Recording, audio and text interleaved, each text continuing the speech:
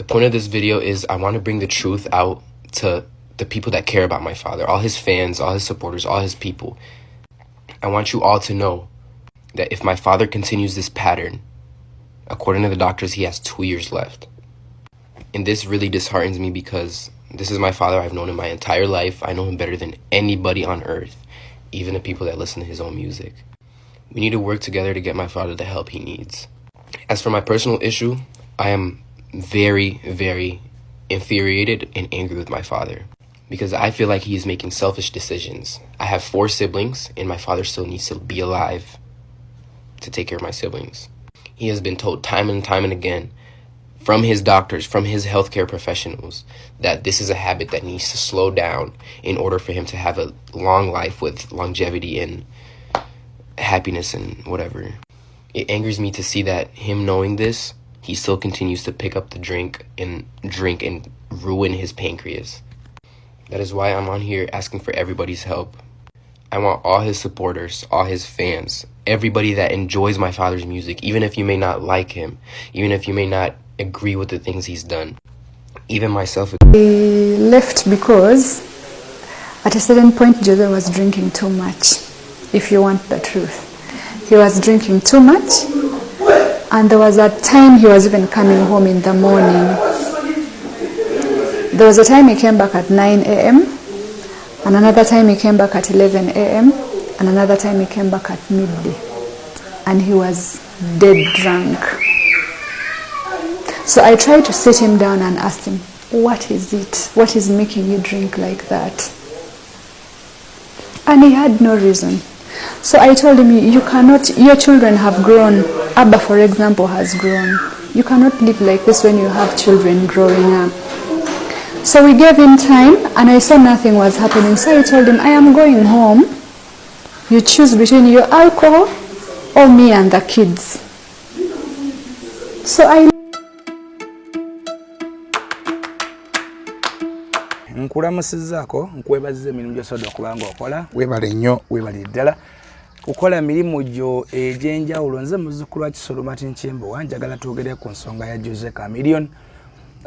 Dr. Jose Chameleone mutabani we gwe yeezaalira Abba Marcus Mayanja amutabukidde n'atabukira ne famire yonna era katambi ako keeko kemulaba emabbali awo era ngenda kabateerako musobole okubanga nammwe oli awo mukola submission yammwe. Ensonga eno eya Jose Chameleone yatandise mu Uganda lya Sabbiiti ewedde. Chameleone yagenda n'afuna obulwadde era naddusibwa mu ddwaliro n'abeera ng'ate afuna obujjanjabi mu mbeera efaanaganako bwete. Actually n'abamu baamubikanako nga bagamba nti afudde naye nga just yali mulwadde bulwazi era mulwadde. Naye olunaku olw'eggulo amawulire agasiibye gatambula ge ga mutabani we ndowooza ye mukulu Abba Marcus Mayanja eyakoze akatambi ng'asinziira mu ggwanga l'America gye abawangaalira maama Daniela Mayanja n'abaana Abba Marcus Mayanja ate ne banne abalala bonna abana kubazi bali abaana 5. Naye we nalabye akatambi ako nalabye abantu abavuddeyo okutandika okujajinga omwana omulenzi ono muno mubandabyemu ne full figure. Manyoyo ye full figure buli kintu ayagala yefudde nti akimanyi, buli kintu ayagala okwefuula nti akiyitekamu omukono. Namulabyeko nga naye akola submission ku nsonga eyo ng'agamba omwana asirikeko, omwana asirikako totwogerera simanyi ffe bakadaama ne bakadaama abakuno ku Uganda otulese bulala oluzungu okosa lungi naye leka taatawo. Naye nze bwe netegereza katambi nenkawuliza bulungi ne ngamba nja kubanga ate abalabi n'abagoberezi ba Kimbo Updates nkabaleetera wano musobole okubanga ate nammwe mukawulira mwate mukentanalyzing mukannyonnyole oba oli awo mwe tunasinzira okufuna ekintu ekituufu. Nze ndi omu ku abo abatawagidde kyabawalampye mwana ono nga temusose kutegeera point ye entuufu. So akatambi kano bw'okawuliriza ekyamazima omwana ono yayogedde ng'era omwana owa Chameleone talina gwe yalengezza newankubadde nga yalaze nti si musanyufu yakyogedde emirundi ebiri ku ntandikwa yaako ne ku nkomerero n'akiraga nti si musanyufu eri taata we ate n'eri bajjajjaabe, that is the senior Mayanja muzeeyi n'omukyala maama Chameleon.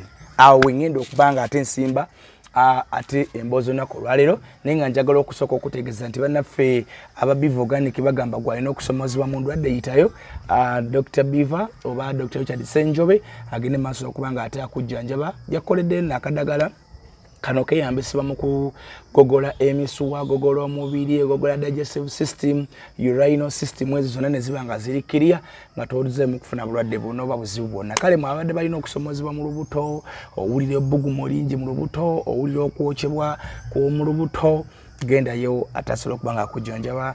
Abasajja olina prostate egaziye tokyasobola kusiba musulo, tokyasobola kugenda mu mirimu gya mu kisenge, oli awo genda yakujjanjabe. N'abakyala namwe kyekimu olina fibroids tokyasobola kufuna lubuto, tozaala obeera mu bulumi buli mwezi, obeera ku bitanda n'ebiringa ebyo. Njagala kuzigidde Dr. Richard Ssenjobe owa Biva Organic nti ajja kusobola okujjanjaba okusinza ku bantu basobodde okuba nga abajjanjaba. Olina emmeeme egwa, emmeeme evaayo, ofuna ekisujja buli kaseera, ebintu bituwe bityo. Nkugamba nti bajja kubanga bakujjanjaba. Tolina appetite toyagala kulya, olina constipation weesiba, oli mu exhibit ogenda manju, gendayo wali Mengo ku Biva Organic. Biva Organic esangibwa wano Mengo opposite court ye Mengo wali ekikubo ekikyama oba kita hamu Mukasa Road kyokwata. Oba n'obuuza omuntu banenge Biva wano eriwa we bata ku Biva Organic. Gwavudde Masaka otuuke Mengo katale menyera awala ekikubo erikyama likutwala paka ku Biva Organic. Nabo bataxi ogividdemu awo gambo wa boda nti ngenda ku Biva Organic nusu 10 oba buza abantu bakulagirire kubana yobigero otambula n'otuukawo kumpi nnyo ziringa mita 2 okusobola okutuuka ku Biva Organic. Mukubireko asobola okubanga ate akujjanjaba mwoyo n'abalina obuzibu bwonna ye ajja kujjanjaba, ajja kusooka kebera wobadde ng'otambuza eddagala lyobadde ng'omira, ajja kubuuza wajja obadde ojjanjabyeko kyenkana ki makende kigobadde akosa medical doctors ne basobola kubanga bakujjanjaba n'obanga ate ensonga bwezito ozitambuza bulungi. Okay, back to the point. Nti ndabye abantu bangi abajjajinza omwana ono Abamakasi Mayanja olw'okuba nti agambira tawaave ku mwenge. Omwana agambye nti abasawo babagamba Chameleon alina ekizibu kyayita pancreatic, alina a problem ku pancreatic kabakachika kalulwe abasoma science kakyaka akasosola akantu ako ne munkoko mwekali era ne munkoko abasale ngoko tebakkiriza tebakalya mbukabaka kawanya akantu ako ke kasunsula obutwa mu muntu obolide ekintu ekyobutwa kidde eno ekiramu ne kidde eno ne mu bintu ne mu bisolo byonna aba ne mu binyonyi birina akantu ako bakayita pancreatic. Kati nti omwana agambye nti abasawo babagamba nti Chameleon asigaze emyaka 2 gyokka afe singa taakendeeza omwenge. Ekyo tuzenga tukyogera era tuzenga tukiraba. Abayimbi abasinga banywa nnyo ate nga tebalya. Chameleon oyo yanywa nnyo ate nga talya. Yatuuka okufaananamu akasubi olusubi bwe tuyinza okugamba Chameleon kuloni. Oyinza ke kuloni lyo litambula. Naye ekizibu ekyo kyava kumba nti yeeyisaamu talya ate nga anywa omwenge ku level eyawaggulu. Ng'abaana balina obulumi obw'amaanyi kubanga omwana akulaze nti Chameleon is my dad. Ye tata gwendabye all over my life. Sinayo tata mulala. Nagama ye kwa gwendabye ebbanga lyonna. Naye bw'anaaba afudde ngenda kusigaza baganda bange ng'olabira ddala nti ayogera akijja ku mutima. So alina obulumi obw'amaanyi olw'omwenge gwa kitaawe. Then waliwo ne baana abadde nga bakyatibutinga ku Daniela. Kabagamba Daniela yavirako Chameleon okubeeramu eyembeera Daniela. Ne Daniela naye nina eddoboozi lye ngenda kubanga nkuzannyira akatambi ka Daniela naye owulire Daniela nga naye yennyonnyolako. Daniela agamba nti I talked to Chameleon. Chameleon ng'anywa okuva enkya mpaka eggulo ng'anywa bunywa mwenge. Adda ku makya ssaawa 2, adda ssaawa 6 gwa mutuntu naye nga anywedde kino kye bayita dead drinking ng'anywedde kufa bufi. Daniela embeera neemusobera family bwayogerako ne family naddala ene ya bannazaala be ne sazaala we omwana byakootinze mu katambi ako. So awo nawo tugenda kuba nga tutununawo agamba nti omwenge gwa Chameleone gwe gugenda okuba nga gumutta era n'asaba bafans ba Chameleone bonna mu Uganda ne mu nsi yonna bafube era babeeko kye bakola okutaasa legendary oba okutaaza Chameleone Dr. Jose Chameleone olw'okuba nti agenda kufa omwenge. Omwana agambye nti emyaka 2 ate gye emyenge gy'aba basajja jjukira kati abo banywa omwenge gwa bbeeyi guba gwokya nnyo simusasule nti oba asobola okwefugana kuba teraba abayimbi abasinga banywa emyenge gya bwereere afuna baafunye abamugulidde ne bamuyingiza ebbaala bw'ayingira mu gavana avaamu ku makya ng'omwenge gwanywedde ekiro ekyo togubala bungi. So ebyo bigenda okutta Chameleone kubanga omwana akakasiza n'agamba nti abasawo baatugamba asigaze emyaka 2 gyokka ku nsaafe singa anaaba takendezza ku consumption ya mwenge. Omwana akulaga nti ayagala taata wave ku mwenge nti balina engeri bakitandikamu bagezaako kwogera naye takkiriza yeetutte mu mbeera ey'ekidiribada yeetutte mu mbeera ey'ekiyayayaye newankubadde is a legend is a public figure ye muntu ow'okulabirako omuntu ow'okulaba n'ogamba nti njagala kubeera nga Chameleone njagala kuyimba nga Chameleone nange njagala kuba n'entutumu nga Chameleone naye nti womutunuulira ekyamazima ettutumu liyinza okugita bwe batyo ate nga tuzze nga tukyetegereza abantu abo abayimbi abasinga obungi obulamu bwabwe buzze nga bugootaana olw'ebintu bye bakozesa omuli ebitamiiza omuli enjaga omuli amayirungi omuli ebintu ebyo waliwo enjaga gye bajja ebweru eyo waliwo neya kuno bazinamu n'ebika waliwo gye bayita omuggo simanyi waliwo gye bayita akabanga waliwo nebiki ebintu bwe bityo. So abayimbi abo nze I remember I went with my friend Aloysius Matovu Jr. twagenda eri mu kizungu ku Good Life nga Moses Ready afudde. I remember twagenda nze Aloysius Matovu Joy n'omwalo twakolanga naye ku KTV erinnya lirinvudde mu mutwe twakolanga naye ku TV ku Macha Morning Show. Omwalo oyo yali muwala Munyarwanda bwati Kalidina. Yeah, she was called Kalidina. Kalidina, where are you? Simanyi. I don't know whether you're still in Uganda. Nebo ba Jolly, I salute you, I greet you. Simanyi wanga Jolly. But that woman, that lady, she was a brown lady. Mamita Kalidina, yali Munyarwanda. Nito wakonanga ne ku TV awo. So we went at a vigil, a Chameleone, a Waimini, a Good Life, ku Good Life House. Jemanyi bulungi eri gye bayita emachinde mu kigaga nga wakaita ku Kabira. Wakaita ku Fangoni, wengera ko maaso katono. Naye kye twasanga wali kyatwewuunyisa nze ng'omuntu omu natunula n'entya ne ŋŋamba twatuuka mu ddiiro kozi omulambo gwa radio gwali wabweru mu luggya nga bataddewo ka tent nga bagutadde mu ka tent awo abakungubazi nga bali awo abakaaba abakola ki naye okutuuka mu ddiiro because akakazimbe wizo yayinako wansi radio ba yayinako waggulu ndokuza bane chaga naye yayinako kaliko flows ezenjawulo kati naye nga mu ddiiro wano wansi waliwo ekyoto kiringa kyoto mu ddiiro mu nyumba nga wali evvu lya sigala nga wali enjaga wizo nga ali awo yali nzijukira bunnya I can't forget yali ambadde ka vest akaliko ebifaananyi nga ali awo nga tategeera nga alinga awunze alinga yetamidde omwenge omuyitirivu nga sigala ali awo mungi ennyo gwe banywedde gwe basuze banywa n'enjaga ne ŋŋamba okubuuza nti Chameleone aliwa Chameleone nga ali mu kisenge waggulu ku fuleddako kubanga ali amaze ekiro ekyo yasula alwana ne bamukwata yaliziza bafana yali ani alina gwe yakubagana naye ne bamukwata ne bamuteeka ku fule yali eddako ne bamusibira eyo so ffe twagenderayo awo kukubagiza kulumbaawo nga tesula mulaba nga bamusibidde waggulu naye nga ekyamusibizayo kulwana na mwenge omungi ennyo bwe guti so abagazi abo banywa omwenge ne family zaabwe ne zituuka okubeetama. So if you cannot respect your family, if you cannot respect your wife, you cannot respect your parents, you cannot respect your children, whom will you respect? Dr. Jose Chameleone, I know oyine tutumu eri amanyi. Kyokka remember n'abantu babadde bayina already oli famous, abantu bakwagalirayo mu mbeera zo, naye naawe ng'oliko ate era ebintu ebitali bituufu.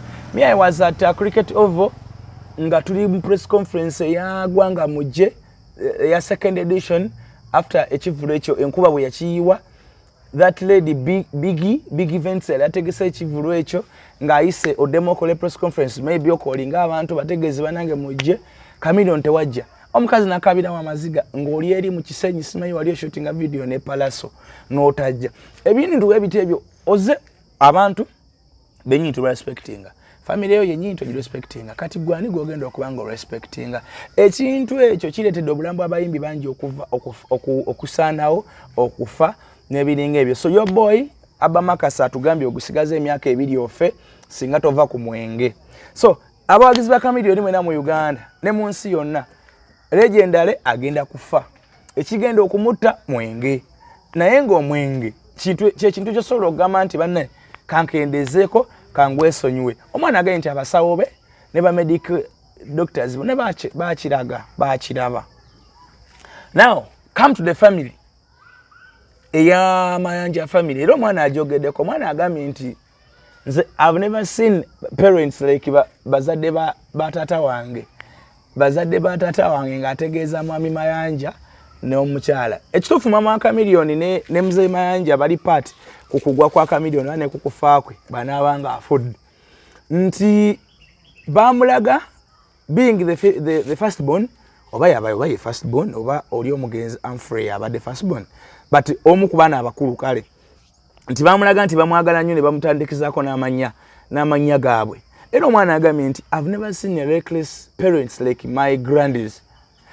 But itibya Chameleone abeera mu mbeera yonna gy'abeeramu ey'effujjo na biki.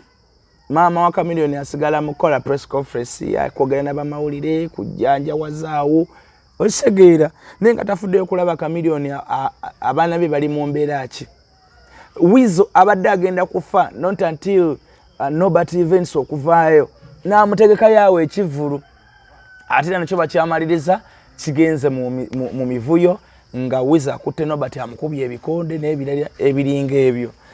Omwana agambye nti in the row I have lost 2 uncles because of bajjajjaabwe, which is right. Nange nyinza okukanya n'omwana ba uncles babiri bategeeza Humphrey yakafa ndowooza ne Eke yafa mwenge naye bali mu bbaala ku Casablanca oli n'amukuba bagitanga Casablanca bagitanga dibo Casablanca diba di something kansangaawo erinnya linvudde mu mutwe oba the what eriawo erinnya linvudde mu mutwe.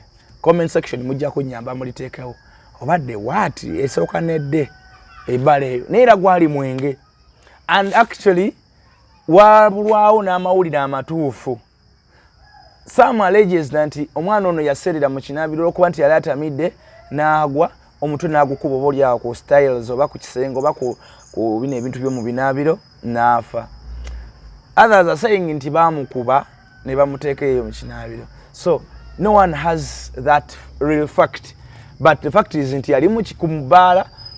The public will take nti yali akoze ki nti gwali mwenge nti yali atamidde. So omwana agamba nti bajjajja ba Chameleone tabasinkanangako tali close nnyo nabo bazadde be abandi badde bajjajja be naye agamba nti bajjajja be nabo bateekeza ekitundutundu but ku mbeera z'omwana ono ku mbeera za taata waabwe agamba nti tebabadde bazadde balungi nti era Chameleone bamwagalako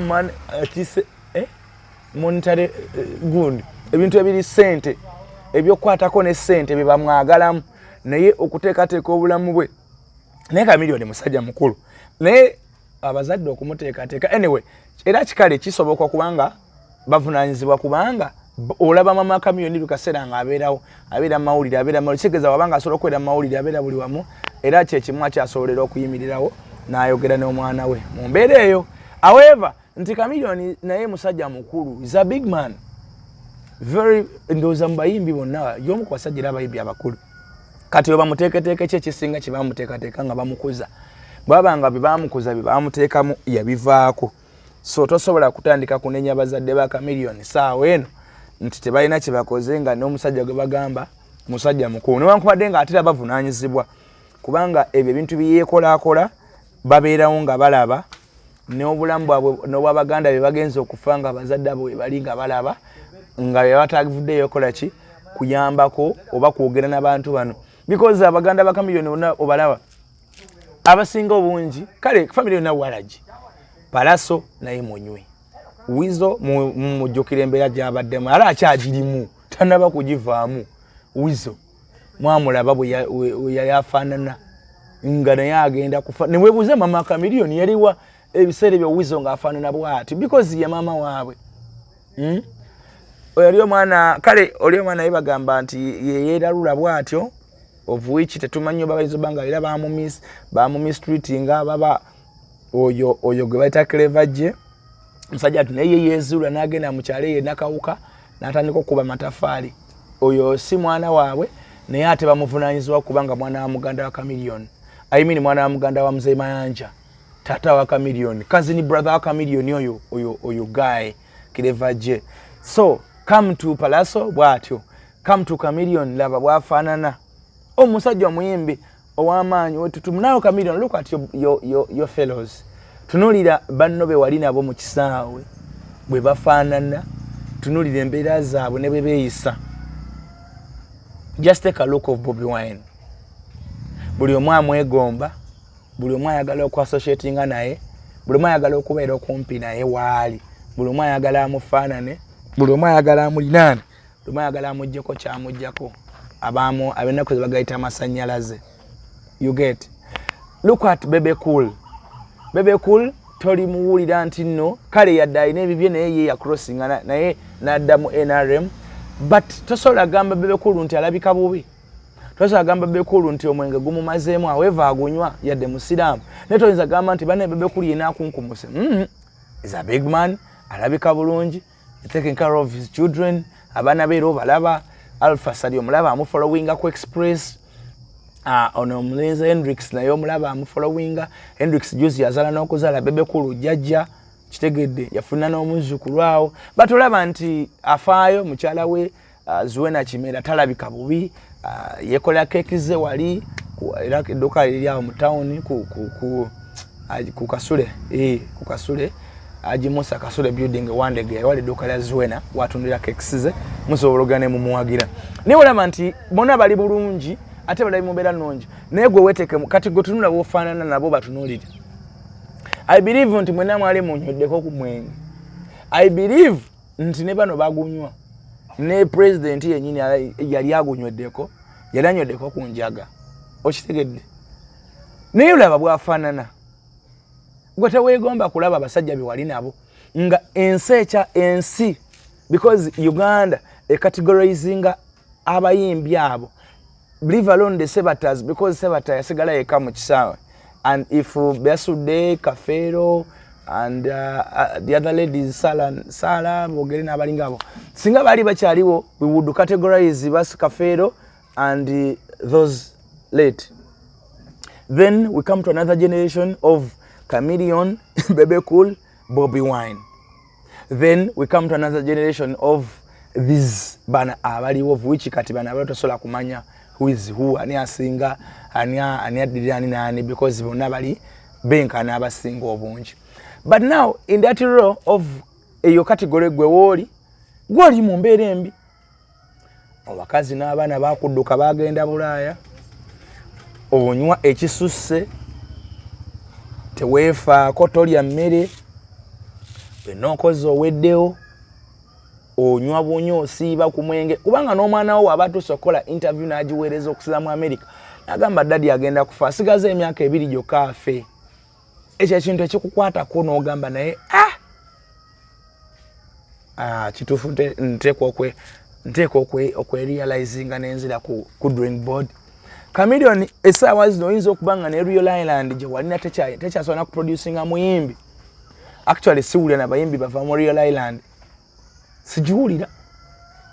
siwulira ndowooza kati abayimbi ne president mwennyini okay president yawolduse nti yakulosinga nadda mbyabufuzi Firebase naye sikyawulira muyimbi wa Firebase n'omu Gagamel kagamera yinzo bange kyali wokko bebe kulu kuba abadde akyayimba yimba yekko n'obuyimbi obuto bwaleeta yinzo banga bebe kulu akyali but now Real Island eriwa yafa n'erinnya lyo. You want the Real Island you're producing abayimbi ab'amaanyi ezikire. And by now, Chameleon, you would have a studio, you would have a big empire, you would be a father of musicians. By now, you'd have musicians abagamanti without Chameleon Sandy Badeo. Because that man helped me, that man Yampachino, that man Yankole Oluyemba, that man I sang with him, that man Oshageda. Naye Oriao, okuba bukubitatu ku mikono, oyambala bintu tegereka ina show eri eji yakola recent ngayamba do omuvuliya oba azina ne mama ye ku stage alinga omuguwe eddalu alinga omulalu. Chameleon tukwagala but embeera gye weeyisaamu yetulemeredde. Tuyimidde ku magulu tuli agatufamba, amagulu gatufamba n'abaana abo bennyini gabafambye. So as I'm concluding this matter, I don't want to see people judging Abba. I don't want to see people judging that boy. That boy is having a point. Omulenzi awulira bubi ku lwa taata ne ku lwa baganda be. Ate ne ku lwa bajjajja be balaba batafuddeyo kulaba nga batereza omuntu waabwe.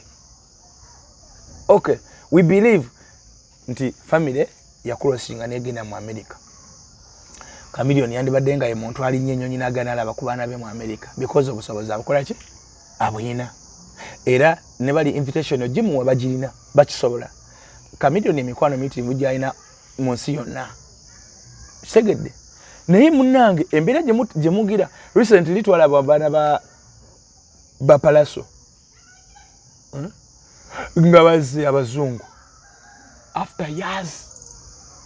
Nimwe muli bayimbi abata what kind of bayimbi are you guys?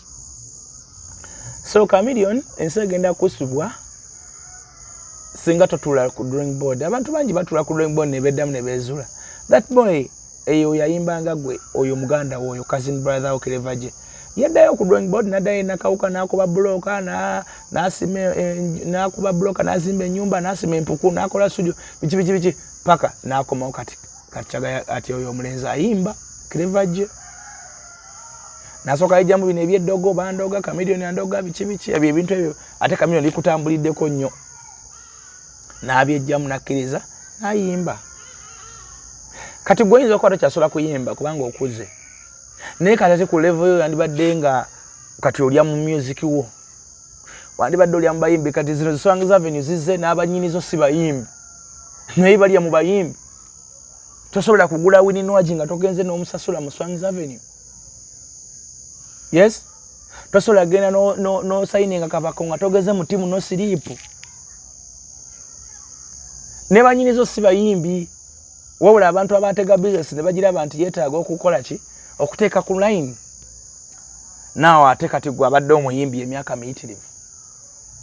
Oyimbe mu Luswahili, oyimbe mu Luzungu, oyimbe mu Luganda, oyimbe mu Northern, oyimbe mu Western, oyimbe mu Central, oyimbe buli wamu. You are a legend. Actually, oli legendary.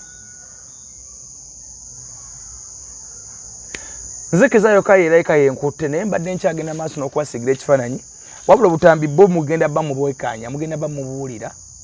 Twagala mama Chameleon oyambe ku Chameleon. Tata Chameleon tabadde nnyo mu pikica naye mama Chameleon gw'obadde buli wamu gw'ozungira ku bivulu gw'ozungira wa abaana bano ne bakola emisango gw'obawolereza ne bakuba abantu gw'obawolereza. Webufuzi bwonna gw'atambulanga naye Tata Chameleon naye kapasajja mukambwe tabibeeramu ebyo. Ate mama Chameleon nakayibana abakyala abafuga abasajja nti abaana wabeddiza. So kati bazukulu bamwe mulabe bali mu America musayi gwammwe mmwe mwabatandika kati mukoze muteche ekintu Tata Chameleon manyi musajja avunanyizibwa kyemanya kyasobola okubaako kyakola yadde musajja akuze naye kyasobola okubaako kyakola. Daniela yagenda ayomba lwa mama Chameleon oyo yayisaako n'obubaka ku mitimbagano. Mama Chameleon yagamba nti abaana abo bajja kuli mbu mama abwe Chameleon bw'anaafa bajja kutunda ennyaanya ajja kutunda ennyaanya okulabirira abaana kitegeeza ebyo statement ebyekirogologo byewayogera byaki kyemmanyi nti ate tekisoboka kuba kati mu America abaana basomeddeyo bafuniddeyo emirimu ne Daniela kyemmanyi alina kyakola so ebyo bwe bito bibiri temuddamu kujajinga Abba Marcus Mayanja binaye byayogedde ku lwa taata we amwagala nga taata we mwe muli just ba fans Chameleone bw'anaafa nga mubuukira omulala oli tajja funa taata mulala you get mwe muli just bantu ba bulijjo oli bw'anaafa mujja switchinga nga mugenda ku muyimbi mulala ate bo baana booli tebajja kufuna kuba bana omwana agambye nti nze ne baganda bange tuli eno tuli bataano ng'akulaga nti waliwo engeri y'obuki engeri y'obulumi bwe bayitamu nga family so that is it ngenda kubalekera akatambyako mukalabe era mulabe era mmwe munaatubula ki ekiba kirina okuba nga kikolebwa ku Dr. Jose Chameleone naye nga okusinza ku biriwo bagambye singa takendeeza okunywa omwenge n'ebyo byakozesa ebingi ekirwadde ekyo ekyamukutte kyayina mu myaka 2 from now ajja kuba nga afa era naye ajja kuba nga awerekera baganda be gye bali kati nno naye nga kivudde ku bulagajavu bwe yeeteddeko ng'omuntu ekyobutaalya mmere abayimbi nze mbaddeko mu life y'abayimbi manye nga gye beeyisaamu balyanja banywa mayirungi gokka kugaaya mayirungi kunywa mwenge kale nensi ebeegomba oli omwana wo naakula nga yeegomba Chameleone naye Chameleone embeera bw'otuukako obutuusi Chameleone waawangaalira olwala n'omusujja kyokka nga musajja mugagga buli kimu akirina naye alinga nsolo talya tanywa caayi wabula okukola ki enjaga omwenge byebyo busubscribinge mulaikinge mukomentinge ku mboozi zaffe zino ate tulabe gye binakira naye saagala kuddamu kulaba bambalira mwana ono abaagala okwambalira omwana musooke mutegeere ensonga yennyini nga bw'eri